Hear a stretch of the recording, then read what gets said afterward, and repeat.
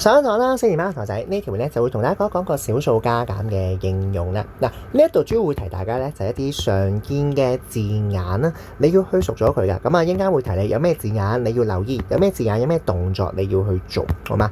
然後再嚟最拉尾咧就係同你去溫多次，喂，四則應用有咩技巧可以用到啊？咁樣 ，OK， 咁我哋就開始啦。好，先嚟嗱，小數加減其實就係考翻你啲加減數嘅啫，咁所以係考緊最基本嘢，咁你就千祈唔好錯啦。第一樣嘢大家會錯嘅，我哋叫做比字句，好嘛？嗱，比字句睇題目睇例子先。尼龍繩長14.3米，比麻繩短3.07米，麻繩長幾多米咧？咁樣 OK， 見到比字句啊嘛。嗱，大家容易錯就喂短我咪減咯 ，OK， 咁啊會死噶啦。OK， 我哋逢親見到呢啲中間有個比字咧，我哋要做圈間字，幫我寫低咩叫圈間字咧？間低個比，圈低形容詞，然後指翻去比字嘅前面，得唔得？3步間比圈形容詞指前面。好啦，呢度我哋都做翻個圈間字先，見到比啊嘛，間低圈低短，然後而家係尼龍繩同麻繩比較啊嘛，所以我哋會將去前面嗰一樣嘢嗰度，即係尼龍繩係短啲嘅。好啦，然後重點就在於而家你揾嘅嘢係邊樣嘢先，你要諗清楚。尼龍繩你知噶啦噃，咁你唔使揾噶嘛。你揾嘅係麻繩，麻繩係長啲嗰個，唔該寫翻個加號咯，所以得唔得 ？OK， 咁算麻繩點揾啊？咪就係14.3加3.07咯。OK， 嗱呢條面唔使大家做計數啦，咁啊，但係循例溫多次啦。逢親做小數加減嘅時候咧，如果你要做直式咧，唔該同我寫好咗小數點先，然後再嚟14.3加3.07，你會咁樣去做嘅。有窿位嘅話，你咪報翻個0咯，得唔得？計埋俾你睇啊，呢個係7，呢個係3，呢個係7，呢個係1。OK， 咁樣去做啫。嗱，去到第二度啦，拉動收咁多錢，糯米糍收咁多錢，拉動比糯米糍平咗多少元咁樣。OK， 好，先嚟。而家個比字喺最尾咧，幫我記住，如果比字喺最尾寫低啦，最後嘅比咧，其實某程度上你可以唔做圈間字都得嘅。OK， 最後嘅比點解唔使做圈間字啊？因為中間嘅比有機會做加，有機會做減，對不對？你要去分。但係最尾嘅比咧，原來唔使分個噃，因為一定係代表住相差嘅意思。相差即係做咩啊？即係做減咯，得唔得？咁所以最尾嘅比實係減嘅喎，咁所以唔做圈間字都得嘅。嗱，不過點解我話都得嘅？唔係話一定唔使做咧咁樣。OK， 嗱，因為有一樣嘢嘅相差咧，我哋一定係大減細。轉頭再講啦。OK， 下邊會講。OK， 相差我哋叫做大減細。OK， 有啲時候如果你分唔到邊個大啲，邊個細啲嘅話，你又咪做翻，你就可以做翻個圈間字咯。OK， 去分下邊個大邊個細。OK， 譬如話呢度平係嗰陣前面嗰個嘛，咁即係奶凍平啲咯，糯米糍多啲咯，所以一定係糯米糍減奶凍嘅，得唔得 ？OK， 咁就都係嗰句。最尾嗰句有個比字，一定係做減噶啦，得唔得？好，然後睇翻題目先，留意而家問緊嘅係幾多元嗱？去到小數加減或者有份數加減都有教過啦，要小心單位啦。OK， 單位重要嘅，而家佢要計元，咁所以因間咧加減數必定係相同單位，記住相同單位。好啦，咁所以如果你見到喂15元8角喎，19元5角喎，我要元喎，咁唔該同我轉翻單位先啦。OK， 糯米糍19元5角即係19.5。OK， 拉凍係15.8，所以今次咧我哋調色就會係19.5減15.8，搞掂。好，再嚟去到第二個咧，大家成日都會中招嘅字眼啦，佢係一個勁大嘅陷阱嚟噶，但係唔知點解大家會撞埋佢嘅噃，冚頭埋牆嘅噃。OK， 共用去幫我圈低共啦。OK， 共受去呢度睇例子。我先幫我改翻個字先嘅，共用去啦。OK， 共用去。OK， 嗱，咩叫共用去咧？共用去即係加定減啊，共啊加，用去啊減係咪？唔係，共用去最大嘅係個共字。OK， 即係做加法。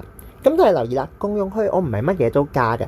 既然係講緊共用去嘅話，用咗嘅先至加。OK， 睇例子，砂糖3.5公斤，上晝用咁多，下晝用咁多，共有幾多公斤？好，我想問3.5公斤有冇用啊？冇用到㗎。OK， 唔關佢事。呢個先係用咗，呢個先係用咗。OK， 所以我哋會係0.84加1.3啫。OK， 用咗嘅我哋先至計數，係咪？好，然後再嚟啦，下一件事喎，剩低還有呢啲位啦。OK， 好，記住逢身餘下剩低還有咧，我哋叫做全部減不要，記咗佢啊，分兩種。OK。減法大致上分兩種，相差大減細。OK， 呢度剩低嘅叫做全部減不要，用啲時間記咗佢。題目一瓶可樂3.5升，用咗300毫升之後剩翻幾多升 ？OK， 見到餘下，我哋為全部減不要啦。OK， 再嚟佢問緊嘅係升 OK， 咁所以一陣間又要轉單位啦。300毫升咁我哋轉埋個單位啦。300毫升咁你又需要用到4、3、2、1線咯，4、3、2、1線啦。OK， 咁啊 L 同 ML 應該係用緊呢一格嘅300，然後我要轉做升，個點擺喺度。咁所以而家咧會係0.300，即係0.3升。好啦。全部有咁多升，唔要咗咁多升，調息就會係3.5減0.3，搞掂。好，然後去多兩個比較特殊嘅字眼，找回同埋欠啦。OK， 某程度上咧，呢兩種咧都係相差嘅題型嚟嘅，即係一個叫做俾嘅錢，一個叫做物品嘅錢，邊個大啲就揀另一個。OK， 咁但係你可以個別地咧去記多兩個嘅字眼，幫我記咗佢。找回咧，其實我哋叫做付款減物品。有錢找啊嘛 ，OK？ 幾時會找錢㗎？都係嗰句，喂，唔會行下街突然間有人衝埋嚟，喂，我要找錢俾你啊，唔會咁樣嘅係咪？你買嘅我先會找錢俾你，咁即係你要俾夠錢，揀翻物品嘅錢嚟找錢咯。倒翻轉欠嘅話，通常會係物品減俾嘅錢，你唔夠錢俾啊嘛，咁梗係物品減俾嘅錢㗎啦。OK， 好，睇題目，哥哥50蚊。弟弟50蚊買兩杯咁樣嘅錢，應該要找幾多？